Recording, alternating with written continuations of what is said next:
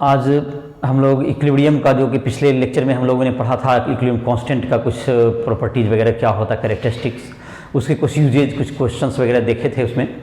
और लास्ट में हम लोगों ने पढ़ा था कुछ उस पर क्वेश्चंस वगैरह बताए थे इक्विलिब्रियम कांस्टेंट से जुड़ा हुआ, जिसमें कि इक्विलिब्रियम कांस्टेंट हेटेरोजीनियस, उसमें बताए थे। होमोजीनियस में तुमको केपी और केसी में रिलेशन बताए थे। केपी इज इक्वल टू क्या जाता है तुमको, KC R T to the power delta N. Relation between KP and KC में KP equals to KC R T to the power delta N, ये तुमको दोनों में रिलेशन था। आज यहाँ पर डेल्टा एन क्या है, delta n equals to number of mole of gas, number of mole of gas in product minus number of mole of gas, mole of gas in reactant, in reactant. ये तुमको delta N का value होगा। के P equal to K C R T to the power delta N, ये होगा तुम्हें। अब है तुमको दूसरा बताए थे कि जब कि तुमको हेटेरोजीनियस में तुमको जो रहता है, हेटेरोजीनियस में तुमको गैस के कंपैरिजन में जबकि pure liquid, liquid and solid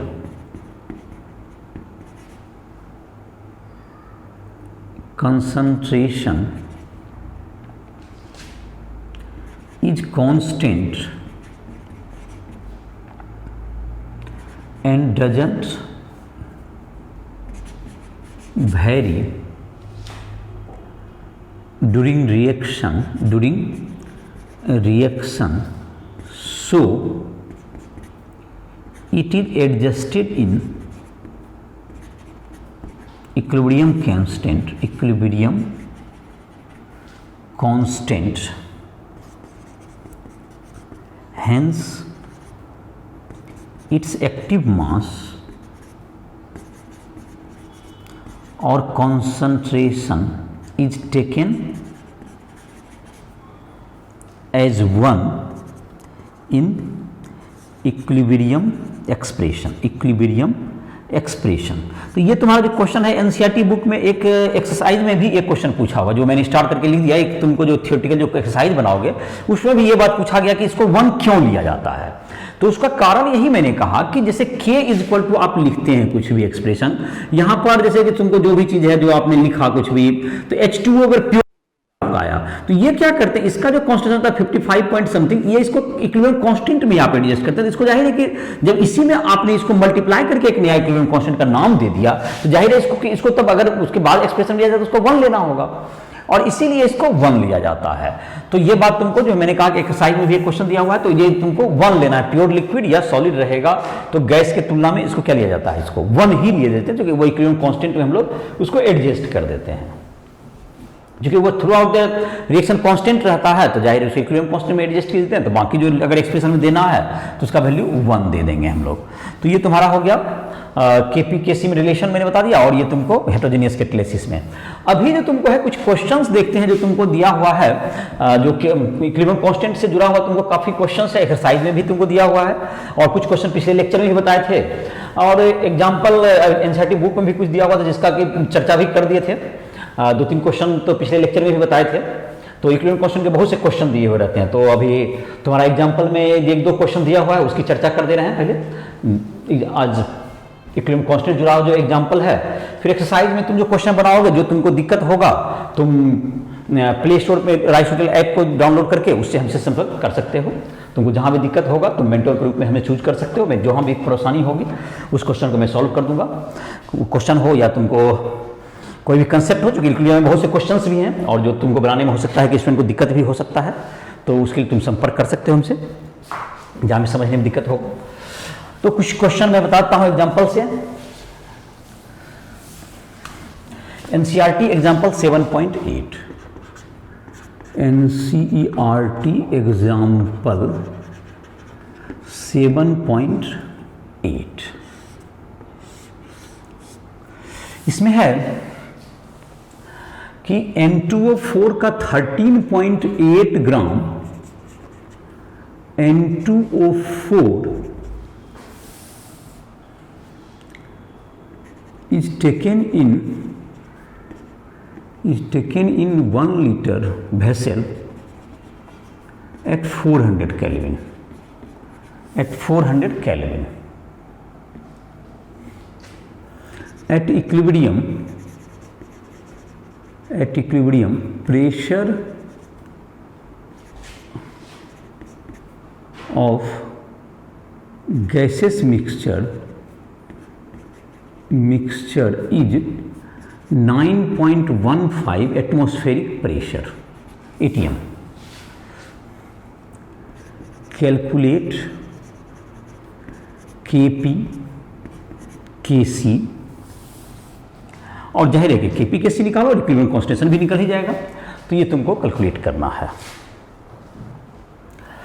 तो इसका सॉल्यूशन तुमको रिएक्शन जहाँ तक है वो रिएक्शन इसी में लिख देते हैं। इसे तो इसका इक्वेशन ऐसे लिख देते हैं पहले। इसका इक्वेशन है तुमको N2O4 गैस से इधर की तरफ हो गया 2NO2 गैस, ये तुम्हारा इक्विलिब्रियम कांस्टेंट इसके इस रिएक्शन के लिए निकालना है। तो हम लोग जबकि इसको प्रोसीड करेंगे तो जाहिर है कि हम लोग पहले इसका पार्शियल प्रेशर निकाल लेते हैं। इसका जो कि N2O4 का इनिशियल प्रेशर जो कि तुम्हारा ये जो डाटा दिया हुआ है PV तो इसका मोल निकाल लेंगे और इसका मॉलिक्यूलर वेट हो गया तुमको निकाल देंगे molecular weight of N2O4, weight of N2O4, molecular weight of N2O4 is equal to कितना हो गया 14 into 2 plus 16 into 4 that's equal to 92। और जहां तक कि इसका नंबर ऑफ मोल हो गया तुमको number of mole N equals to 13.8 bye 92, 13.8 bye 92 ये नंबर ऑफ मोल हो गया।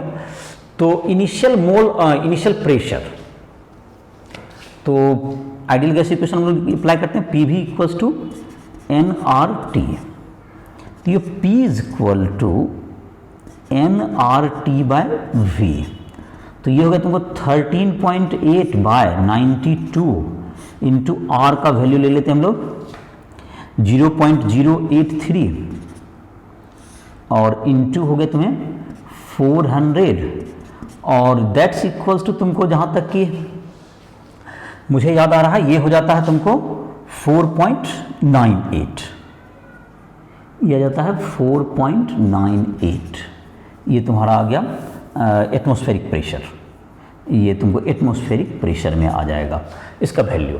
अब जहाँ तक कि इसका रहा 4.98, तो इसको अब इक्विलिब्रियम ये तुम्हारा इनिशियल प्रेशर हो गया जिसको हम लोग यहाँ पर यूज करेंगे। तो जब सॉल्यूशन कर रहे हैं तो यहाँ पर देखते हैं, अब रिएक्शन लिखते हैं N2O4, अच्छा चलो ये बना उसको मिटा देंगे, उसके बाद दूसरा इक्वेशन बनाएंगे दूसरा से 2NO, ये तुम्हारा ये भी गैस है ये भी गैस में है। इसका initial pressure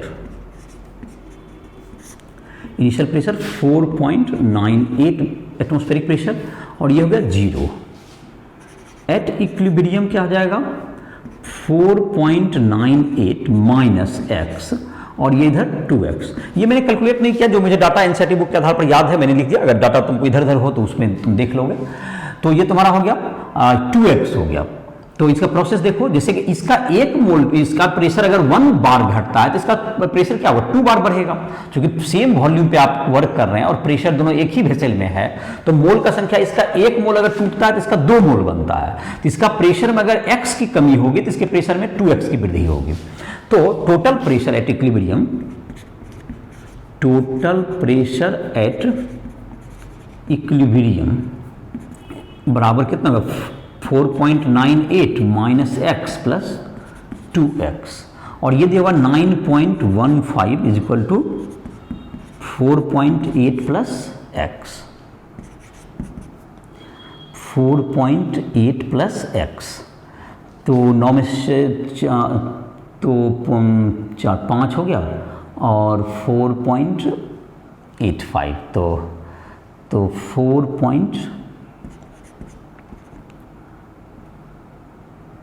4.17 atmospheric pressure, 4.17 atmospheric pressure, ये हो गया तुमको x का वैल्यू। तो पार्शियल प्रेशर ऑफ तुमको NO2 जो हो गया that is equal to 2x, that is equal to 2 into 4.17, तो 4.17 ये हो गया, तो 2 into 4.17 that's equals to 8.34 atmospheric pressure. तो पार्शियल प्रेशर ऑफ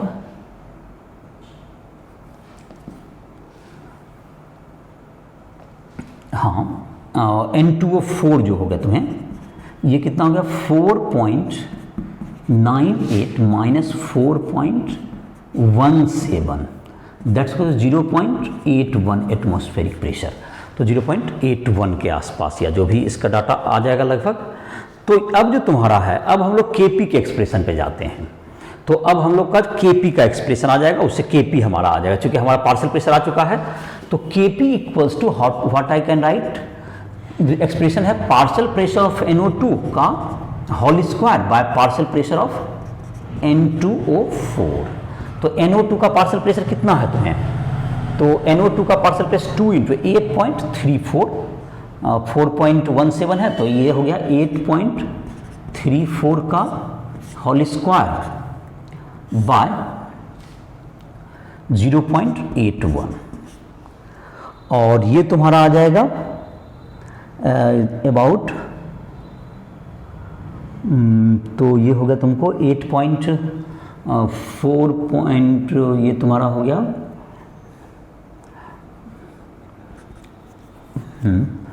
तो ये तुम्हारा हो गया इसका वैल्यू 8.64 दैट बाय 0. तो 85 के आसपास ये वैल्यू आ जाएगा, 85 ये तुम्हारा एटमॉस्फेरिक प्रेशर यूनिट में आ जाएगा, एटमॉस्फेरिक प्रेशर। और तुम्हारा केपी जो तुम्हारा होता है, Kp is equal to Kc into RT to the power delta n। तो केसी तुम्हारा जो हो गया Kp by RT to the power, यहाँ पर डेल्टा n पर देखें 1 माइनस 2, ये कितना हो गया तुमको बाद में जो तुम्हारा 2 माइनस 1 सॉरी, ये तुमको बाद में जो गैस के 2 मोल है प्रोडक्ट में और रिएक्टेंट में 1 मोल है, तो ये तुम्हारा लगभग 85 कर दें इसको बाय, ये तुमको 0.083 इंटू 400 RT इस पर पावर 1। तो ये जो तुम्हारा है ये आ जाएगा 400 और इंटू 0.083, तो 83 बाय 1000 हो गया ये, तो 0.4, तो 0.33.2, तो ये 2.33.2, तो 2 तो हो ही गया, तो 2.65 यही सब कुछ होगा, दैट्स इक्वल्स टू 2.6 वगैरह ही रफली माने, इसको किताब से देख लोगे डाटा डिवाइड करके। तो ये तुम्हारा हो गया किसका वैल्यू, केसी का वैल्यू हो गया। और इक्विलिब्रियम पे जो तुम्हारा कॉन्सेंट्रेशन हो गया ये भी तुम्हें निकल गया, जो एक्स और का वैल्यू होगा तुम्हारा के पार्शियल प्रेशर निकल गया, और इस ढंग से ये क्वेश्चन तुम्हारा सॉल्व हो गया। तो इसको देखो क्या किए, पहले दिया हुआ था इस क्वेश्चन में कि इसका जो N2O4 का मास दिया हुआ है, इसका वॉल्यूम और टेम्परेचर ये सब दिया हुआ है, तो इससे हमने PV इक्वल टू nRT के मेल से के हेल्प से हमने क्या निकाला, इसका पार्शियल प्रेशर निकाल, पहले प्रेशर इनिशियल प्रेशर निकाल लिए। उसके बाद हमने इनिशियली इसके प्रेशर को यहाँ केपी के वैल्यू के लिए क्या कर दिया, यहाँ पे जैसे कॉन्सेंट्रेशन में मोल पर लीटर में आप लिखते हैं, अगर प्रेशर में आप देखते हैं तो उसके प्रेशर को आप डायरेक्ट यहाँ पर कॉन्सेंट्रेशन के रूप में रिप्रेजेंट कर सकते हैं केपी में। तो हमने उसको प्रेशर दिया, तो जिसका प्रेशर जो आया तुम्हारा वो इनिशियल हो गया, और NO2 का नहीं है तो 0 हो गया। और इसमें अगर एक एटमॉस्फेरिक प्रेशर इसका प्रेशर घटता है तो इसका 2 टाइम्स बढ़ता है। तो इसमें x मैंने जिसमें डिक्रीज किया, x इसका डिक्रीज हुआ तो बचा जो वो लिखा जाता है यहाँ पर, x आपको डिक्रीज किया तो इसका 2x इंक्रीज कर गया, तो ये टोटल प्रेशर निकल गया आपका, उससे x का वैल्यू आ गया तुम्हारा, और x का वैल्यू आ गया तो x का वैल्यू आ गया तो उसके बाद क्या कर दिया, पार्शियल प्रेशर में उसको हमने पुट कर दिया। इस प्रकार से क्या होगा तुम्हारा, ये केपी का वैल्यू और केसी का वैल्यू आ गया। तो ये हो गया 7.8 हो गया। अब है तुमको 7.9 में देखते हैं, एक और क्वेश्चन इसमें डील कर देते हैं। डाटा वगैरह का तुमको कहीं लगे, डाटा कुछ मुझे याद था, कुछ मैंने कैलकुलेशन तो किया नहीं, उसको डाटा किताब के आधार पर मैंने लिख दिया जो मुझे याद था। तो क्वेश्चन में देख लोगे, डाटा को तुम अपनी किताब से मैच करा सकते हो, एनसीईआरटी बुक से थोड़ा बहुत इधर उधर होगा, बाकी डाटा तुमको मैंने कुछ कैलकुलेट भी कर दिया। तो अब हम लोग एक क्वेश्चन देखते हैं, जैसे एनसीईआरटी एग्जाम्पल 7.9।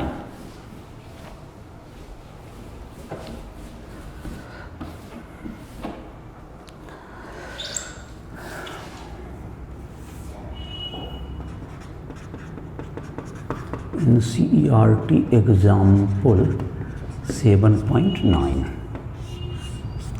इसमें है PCL 5 तुमको लिया गया है।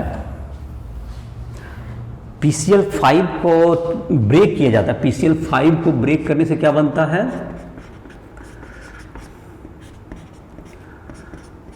PCl3 gas plus Cl2 gas, ये बन जाता है।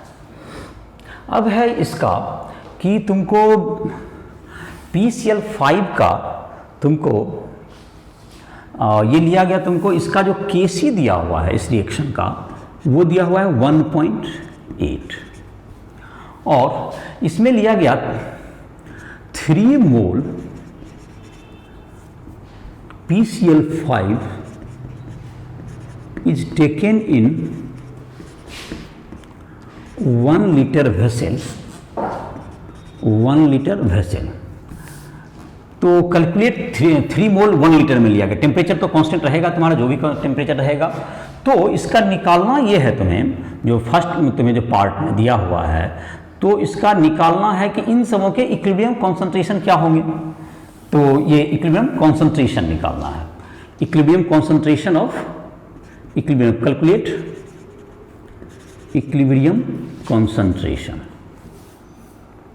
और एक पार्ट हम बाद में ऐड कर देंगे इसमें, इसी रिएक्शन में, जैसे कैलकुलेट इक्विलिब्रियम कॉन्सेंट्रेशन 1 नंबर कर दिए, बुक में तुम्हारा तो नहीं दिया हुआ है, दूसरा निकालते हैं, ये बुक से अलग है होगा, इसे बाद में दे देंगे उसको। चलो जो बुक से अलग है, एक और पार्ट हम इसमें बताएंगे थोड़ा सा इसी क्वेश्चन में।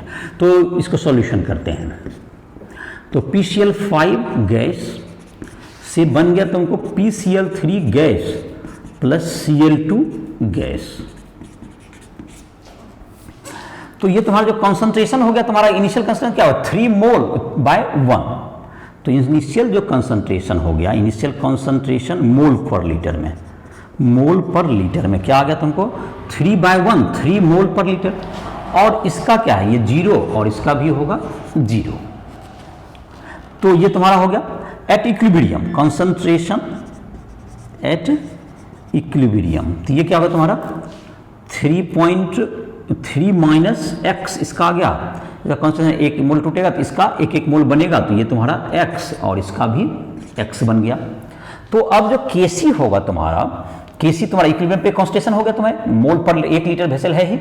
तो Kc का जो एक्सप्रेशन होगा वो क्या होगा, concentration of PCl3 into concentration of Cl2 by concentration of PCl 5।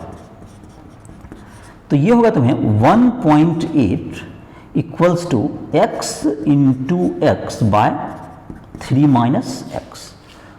तो x स्क्वायर प्लस 1.8x, इसको इधर कर देते हैं, माइनस 5.4 इक्वल्स टू 0। ये तुम्हारा आ जाएगा। तो x इज इक्वल टू हो गया minus b minus 1.8 plus minus root under 1.8 का whole square minus minus minus 4 into A into minus में कितना 5.4। तो माइनस 5.4 हो गया, तो 21.6 और 3.24, तो 24 बाई 2a बाई 2 इंटू ए का वैल्यू 1 हो गया। तो ये हो गया तुम्हें 5 माइनस 1.8। तो 5 माइनस 1.8 क्या होगा तुम्हें, 5 माइनस 5 ये करीब करीब हो जाएगा माइनस 1.8, तो दैट इज 3.2 बाय 2, 1.6 ये हो गया तुम्हारा x का वैल्यू आ गया 1.6 आ गया तुम्हारा x का वैल्यू। तो अब जाहिर है इसका कॉन्सेंट्रेशन तो ये आसानी से निकाल सकते हैं हम लोग।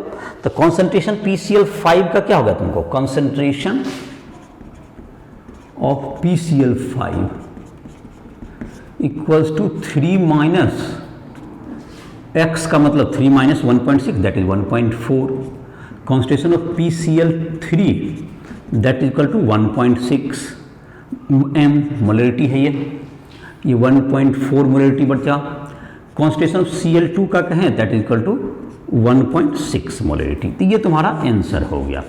अब इसमें अगर हम लोग चाहें इसको सेकेंड पार्ट हम देते हैं जो कि तुम्हारा बुक से अलग, तो कैलकुलेट एक्स्ट्रा क्वेश्चन लिखते हैं, एक्स्ट्रा क्वेश्चन। तो ये तुम्हारा है calculate degree of dissociation, calculate degree of dissociation of PCl5 in the above question, in the above question. तो अभी तक तो ये चर्चा नहीं कि डिग्री ऑफ डिसोसिएशन क्या होता है। देखो जैसे डिग्री ऑफ डिसोसिएशन क्या होता है कि इसका एक डिग्री ऑफ डिसोसिएशन, एक मोल जो कॉन्सेंट्रेशन रह गया, तो डिग्री ऑफ डिसोसिएशन का मतलब क्या होगा, डिग्री ऑफ डिसोसिएशन, डिसोसिएशन को पहले देख लें। the mole of substance dissociated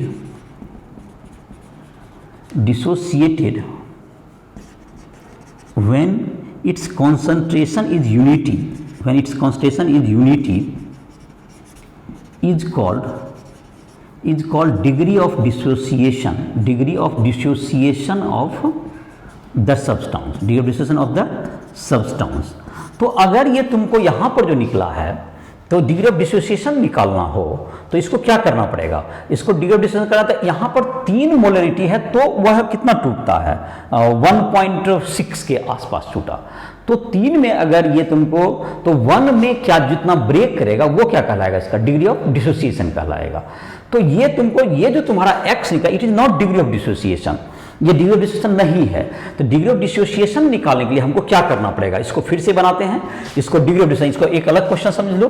तो इसमें अगर क्वेश्चन या तो ये तुमको एनसीईआरटी बुक से अलग भी हो गया, तो इसको जैसे हम आगे प्रोसीड करेंगे तो यहाँ जो x जो बने हैं हम लोग, x तो 3 मोल में है, तो इसको 1 मोल में अगर डिसोसिएट करेंगे तो इसको एज्यूम करेंगे हम लोग, तो यहाँ पर 1 के लिए अगर लेंगे तो 1 मोल अगर अल्फा टूटता है, जनरली सिंबल हम लोग अल्फा, तो 3 मोल टूटेगा 3 अल्फा।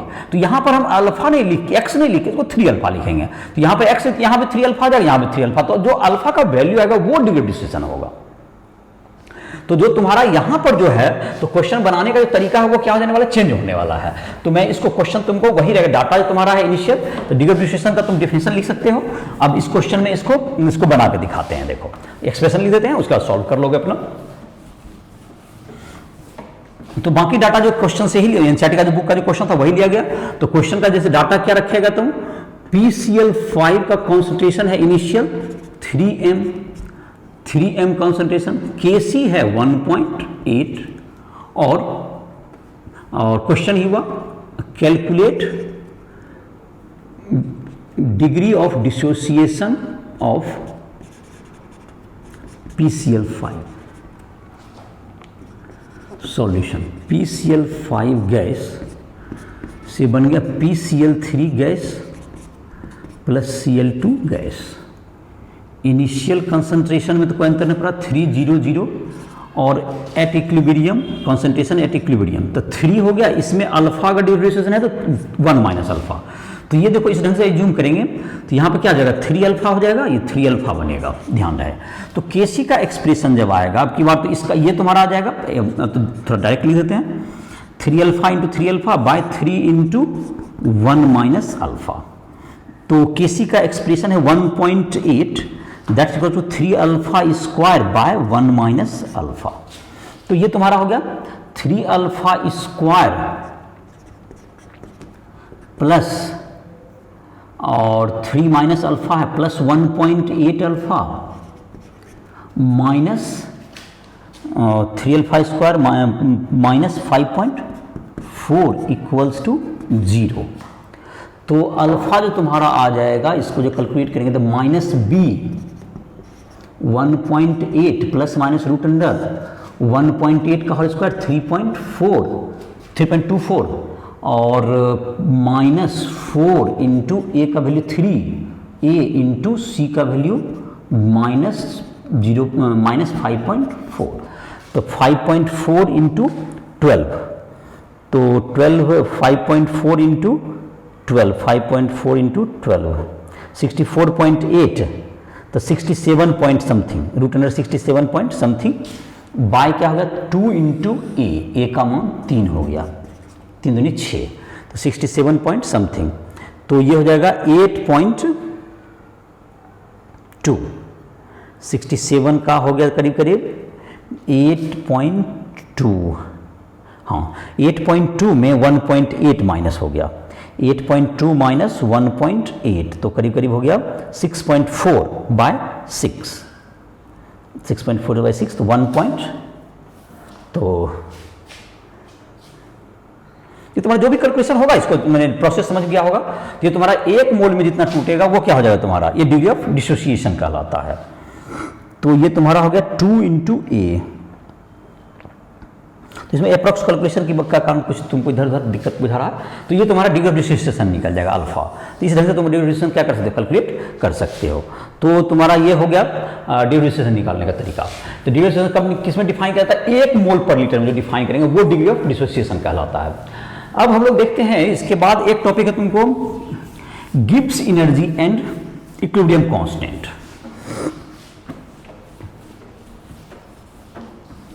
जाहिर है कि थर्मोडायनेमिक्स में हम लोगों ने जो लास्ट क्लास था जिसमें कि हम लोगों ने गिब्स एनर्जी के बारे में पढ़ा था, तो थर्मोडायनेमिक्स में दिया हुआ था तुमको Gibbs energy,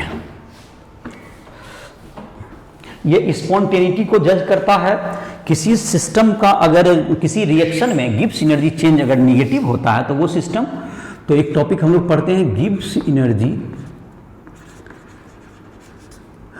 and equilibrium constant, ये तुमको लास्ट टॉपिक भी था इक्विलिब्रियम कांस्टेंट, और जो उसमें तुमको कुछ क्वेश्चन भी दिया, तुम पिछले चैप्टर में भी नहीं समझ में आएगा तो इसको तुम पिछले चैप्टर से भी 2-3 क्वेश्चन दिया हुआ, यहाँ पर भी 2 क्वेश्चन दिया हुआ है तुम्हें, उन समों को उसमें लॉग की जरूरत पड़ेगी, थोड़ा सा कल चैप्टर का बनाते हैं, और लॉग का तुमको जानना है राइस ऐप पर, जो लॉग टेबल जिसको देखने नहीं आता राइस ऐप पर जाकर के उसमें देखोगे तो मैथमेटिकल टूल्स में तुमको लॉग का टेबल कैसे यूज करें उसका वीडियो तुमको दिया हुआ है मैथमेटिकल टूल्स में, तो उसको तुम वहां से सीख सकते हो। तो यहां पर तुम्हारा क्या है,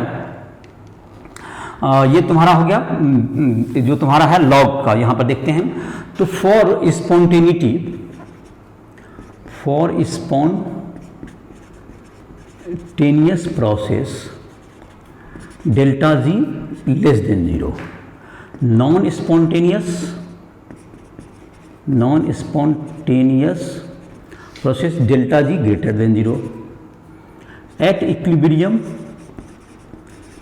इक्विलिब्रियम जब मैं process delta G equals to 0, ये तुम्हारा में ये ध्यान होगा, ये delta G is equal to useful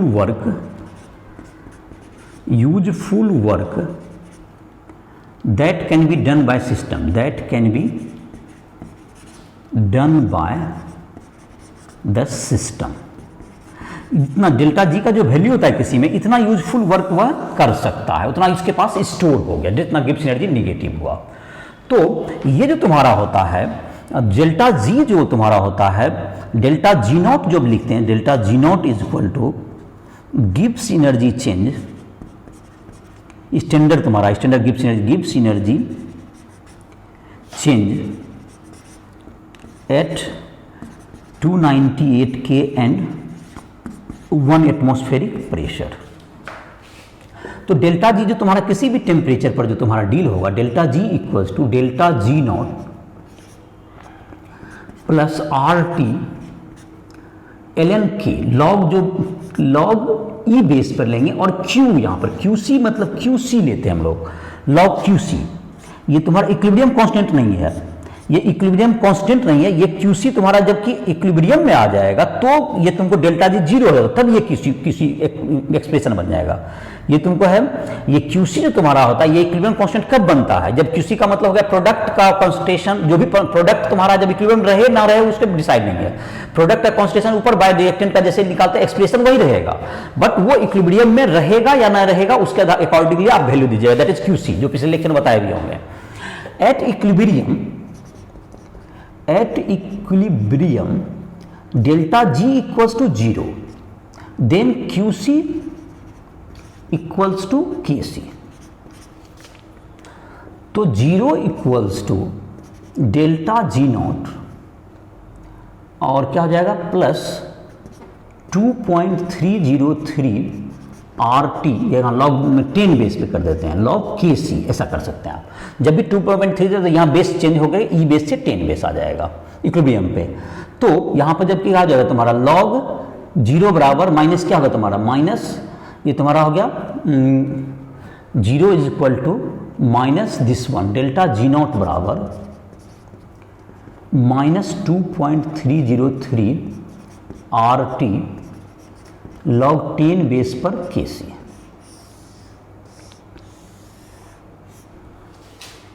तो ये तुम्हारा KC क्या हो गया इक्विलिब्रियम कांस्टेंट, इक्विलिब्रियम कांस्टेंट, ये तुमको ये इक्विलिब्रियम कांस्टेंट हो गया, ये तुम्हारा इक्विलिब्रियम कांस्टेंट। तो जाहिर है इसका वैल्यू निकालने के लिए तुमको एंटी लॉग लेना पड़ता है, इधर की तरफ, इधर जाकर के क्या लेना पड़ेगा एंटी लॉग लेना पड़ेगा। जैसे इधर ले जाओगे तो ये जब लॉग पहले डिवाइड कर लोगे इसको, इसका वैल्यू डेल्टा जी में जो भी तुम्हारे पास डाटा गिवन होगा क्वेश्चन में, इसको इधर डिवाइड कर लोगे आर का वैल्यू और टी का वैल्यू दे करके, जैसे कि अगर जूल में है तो 8.3 दे दोगे, टी का वैल्यू दोगे तो ये तुम्हारा इधर चल जाएगा माइनस में आ जाएगा, और लॉग इधर जाता तो वो एंटी लॉग होता है। अगर सिंपल निकालना इधर से तब तो सिंपल निकाल दोगे लॉग टेबल देख के, और अगर इसको पहले डिवाइड कर लेंगे उसके बाद जब लॉग जाता है इधर तो एंटी लॉग इधर चला जाएगा। तुम इसके लिए तुमको बोले कि मैथमेटिकल टूल्स का जो वीडियो है हमारा राइस ट्यूटोरियल ऐप का, उन राइस ट्यूटोरियल ऐप पर जो कि मैथमेटिकल टूल्स में तुम देखोगे यूज लॉग टेबल, उससे तुमको लॉग के जो सारे वर्क करने के वो सीख जाओगे।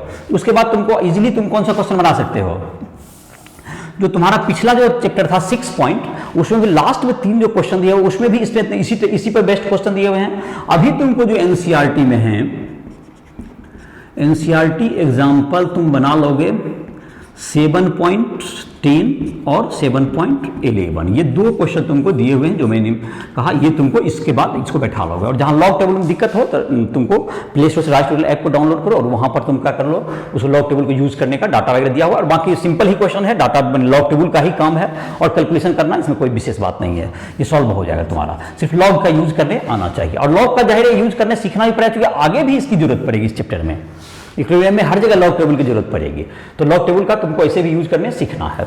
तो ठीक है, इस क्वेश्चन को यहां पर इसका हो गया तुम्हारा equilibrium constant, Gibbs energy and equilibrium constant. इसमें तुमको एक हम लोग देखते हैं अब जो तुमको है एक टॉपिक जिसका नाम है ली चैटरलियर प्रिंसिपल।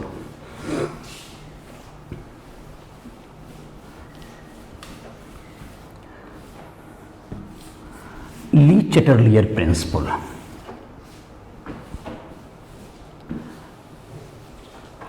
और तुमको जाहिर है कि इसका जैसे कि तुमको एक और चीज देखोगे, जैसे कि इसमें जो कैलकुलेशन होते हैं इक्विलिब्रियम में वो थोड़ा डिफिकल्ट होते हैं। जब एक्सरसाइज बनाओगे, एक्सरसाइज में बहुत से क्वेश्चन दिए हुए हैं इस पर, तो कैलकुलेशन तुमको जब डिफिकल्ट होता है इस क्वाड्रेटिक में आ जाता है, तो उसमें जब तक कुछ कैलकुलेशन में जहां तक है जहां पर एक्स नेग्लेक्ट होना चाहिए वहां पर नेग्लेक्ट नहीं करोगे तो कैलकुलेशन बहुत क्यूबिक में चला जाएगा, तो डायरेक्ट कैलकुलेशन नहीं कर पाओगे। तो उसमें जो कुछ होशियारी करना होता है, जैसे के का वैल्यू बहुत बड़ा हो, जैसे कि मैंने कहा था एक पिछले लेक्चर वगैरह में बताया था 10⁻35 हो जाए, 10⁻40 हो जाए, तो इसमें जो तुमको ये जो टूटता है ये बहुत अधिक टूट जाता है। तो जाहिर है कि ये तुमको अगर -35 है तो जो तुम्हारा ये डिसोसिएट जो होता है एक्स नेग्लिजिबल तब हो, जो टूटता है वो एक्स -35 एक्स नेग्लिजिबल होगा। तो कोई जो डाटा रहेगा तो 1 पॉइंट में कुछ में माइनस हुआ, एक्स नेग्लिजिबल है तो वो एक्स को हटा दे सकते हैं आप, लेकिन जहां पर कहां पर हटा सकते हैं प्लस या माइनस में एक्स को आप नेग्लेक्ट कर सकते हैं, लेकिन मल्टीप्लाई डिवाइड में एग्जैक्ट कर सकते हैं। तो इन सब टाइप के टेक्निक में तुमको अगर दिक्कत होता है तुम कभी भी हमसे ऐप पर आकर के राइस ट्यूटोरियल ऐप के माध्यम से हमसे संपर्क करो, जहां भी दिक्कत होगा कोई भी तो मेंटर के रूप में तुमको जहां भी परेशानी पर्सनल दिक्कत है उन सबों को मैं सॉल्व कर दूंगा। कहीं भी दिक्कत है किसी भी टॉपिक में कोई भी समस्या है तो हमसे संपर्क कर सकते हो। तो ये तुम्हारा कुछ टेक्निक होंगे। अब हम लोग देख लेते हैं एक टॉपिक है तुम्हारा ली चैटरलियर प्रिंसिपल।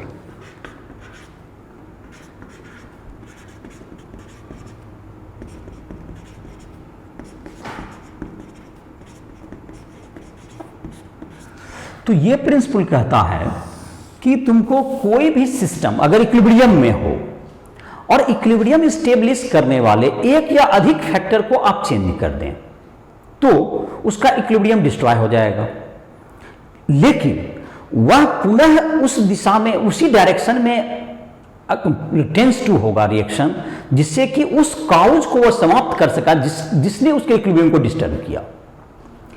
तो इसको ऐसे स्टेटमेंट में लिखते हैं, a system is in equilibrium, a system is in equilibrium,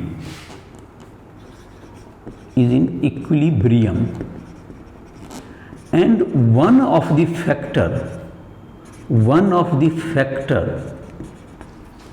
establishing equilibrium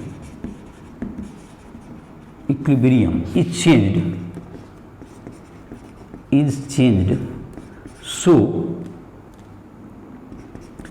its equilibrium, so the equilibrium is disturbed, so the equilibrium is disturbed, then the reaction या process जो भी कहो, then the reaction proceeds in the direction such that it disturb the such that it can oppose the changes which disturb the equilibrium जो उसके equilibrium को क्या किया, disturb किया है, उसके आधार पर ये क्या कर दिया और ये तुमको उसी के आधार पर ये तय होगा। तो जो इक्विलिब्रियम, फिर से इसके स्टेटमेंट को देखेंगे, कोई भी फैक्टर अगर कोई सिस्टम इक्विलिब्रियम में है उसको स्टेब्लिश करने वाले कोई भी फैक्टर को आप चेंज करें जिससे कि उसका इक्विलिब्रियम समाप्त हो जाए, तो वह तुमको क्या करेगा, वह इस ढंग से रिएक्शन प्रोसीड करेगा कि वह उस जो चेंज आपने किया था जिसके कारण उसका इक्विलिब्रियम डिस्टर्ब हुआ है उसको वह समाप्त कर सके, तो उस काउज को वह क्या कर पाए, समाप्त कर पाए। जैसे कि इसको एक एग्जांपल से देखते हैं, जैसे इफेक्ट ऑफ कंसंट्रेशन, इसी में समझते हैं हम लोग, जैसे कि पॉइंट वाइज करके तुम्हारी किताब में भी दिया हुआ है। इफेक्ट ऑफ कंसंट्रेशन, पहला नंबर में इफेक्ट ऑफ कंसंट्रेशन। अगर मान लेते हैं कोई रिएक्शन है, ए से बन गया तुमको, ए से या तो तुम एग्जांपल ही ले लो, जैसे कि ऐसा ले लो, N2 gas plus H2 gas से बन गया तुम्हारा 2NH3 गैस, अगर ऐसा है, और ये मान लेते हैं इक्विलिब्रियम में है रिएक्शन, और किसी ने इक्विलिब्रियम में, एट इक्विलिब्रियम N2 गैस का K क्या होगा तुम्हारा, K का कुछ एक्सप्रेशन रहा होगा, K equal to concentration of NH3 का होल स्क्वायर बाय N2 का कॉन्सेंट्रेशन इंटू H2 का कॉन्सेंट्रेशन का होल क्यूब, तो ये तुम्हारा K का वैल्यू रहा होगा। अब क्या किया, किसी ने H2 का कॉन्सेंट्रेशन को चेंज कर दिया, कोई NH3 का कॉन्सेंट्रेशन को कम कर दिया, इसका जो कोई कुछ इक्विलिब्रियम में होगा, सिस्टम इज इन इक्विलिब्रियम, यहाँ पे है सिस्टम इज इन इक्विलिब्रियम, मानते हैं अभी पहले से ये क्या होगा, इक्विलिब्रियम गेन कर चुका है। NH amount of या concentration of NH3 decreases, NH3 decreases, तो ये किसी ने क्या किया, NH3 का कुछ अमाउंट जो वहां पर रिएक्शन मिक्सचर में उसको हटा दिया। अब क्या होगा, तो जाहिर है कि ये क्या होगा, तो इसका इक्विलिब्रियम पहले तो डिस्टर्ब हो जाएगा, इसको ये इक्विलिब्रियम में जो K का वैल्यू, K नहीं चेंज होता है, ध्यान रहे, ये QC बन जाएगा, इस K के बजाय अब इक्विलिब्रियम खत्म हो जाएगा, तो इस एक्सप्रेशन जो भी NH3 का Q रहेगा, लेकिन ये उस टेम्परेचर पर K फिर से K को अचीव करना चाहेगा ये, तो इसका मतलब होगा लीचेटलियस प्रिंसिपल का अगर स्टेटमेंट के बजाय भी अगर हम सोचें, तो इसको अगर ये तुम्हारा NH3 का कॉन्सेंट्रेशन अगर घट गया तो ये तो NH3 को बढ़ाना चाहेगा, NH3 को बढ़ाना चाहे तो ये रिएक्शन फॉरवर्ड रिएक्शन क्या हो जाएगा, फास्ट हो जाएगा, या फॉरवर्ड रिएक्शन फास्ट होगा तभी तो ये के की ओर अग्रसर होगा। के देखिए ये घट गया तो इसको बढ़ेगा तभी ना के की बराबरी करेगा और ये दोनों को कुछ घटना होगा। तो जाहिर है कि ये दोनों मतलब क्या है, ये घटना और ये चीज बढ़ना, तो ये फॉरवर्ड रिएक्शन क्या हो जाएगा, फास्ट हो जाएगा। तो इससे क्या हो जाता है, फॉरवर्ड रिएक्शन फास्ट।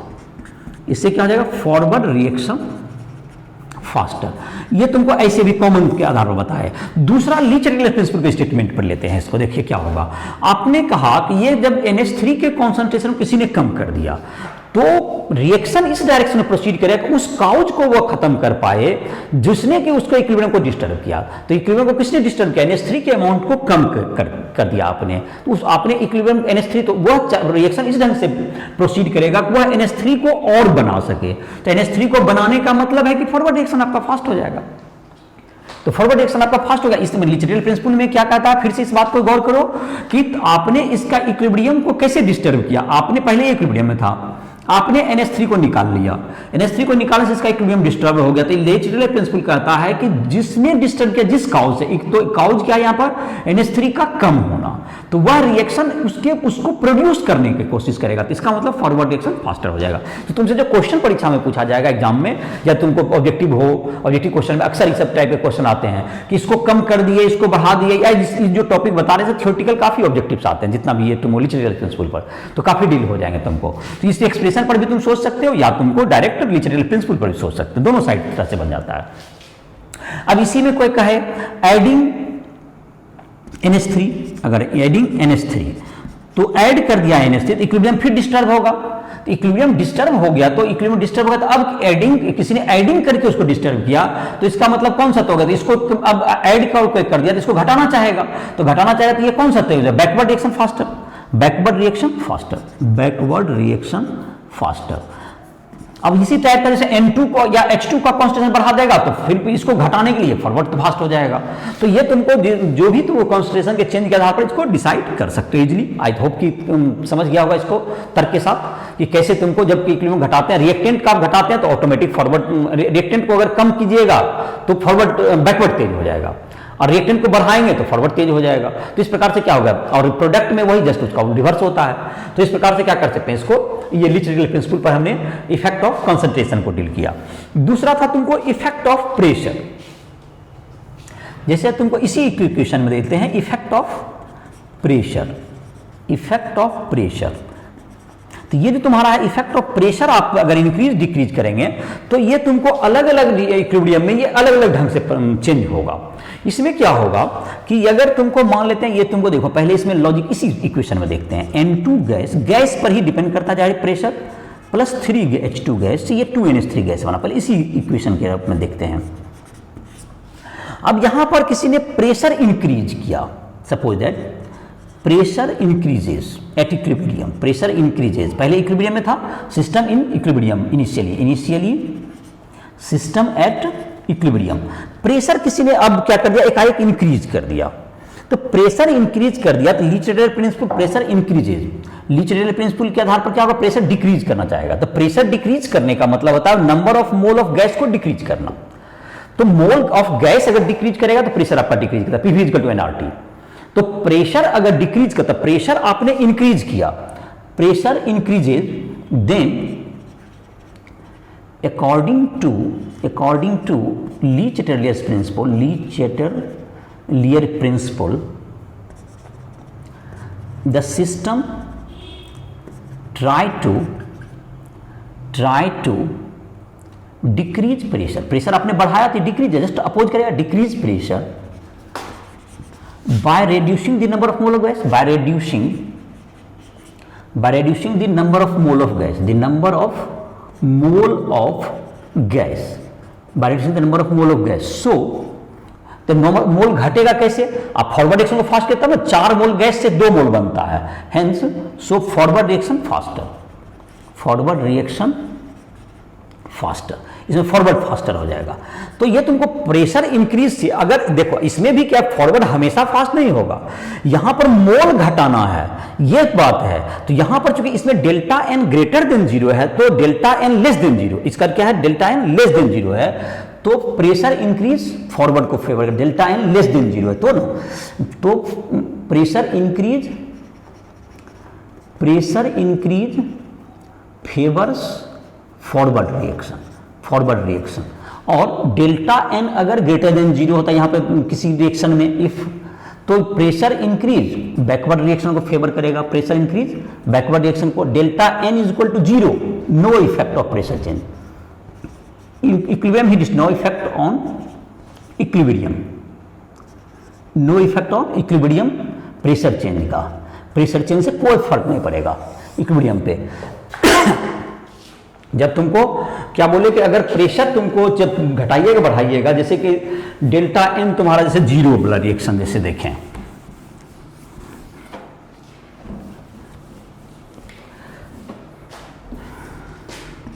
तो H2 gas plus Cl2 gas से बन गया 2HCl गैस, तो इसमें डेल्टा एन क्या हो गया 0,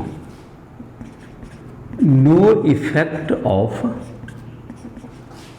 प्रेशर चेंज, तो इसमें प्रेशर चेंज का कोई इफेक्ट नहीं पड़ेगा, no effect of pressure change, ये प्रेशर चेंज का कोई इफेक्ट इस पर नहीं पड़ेगा,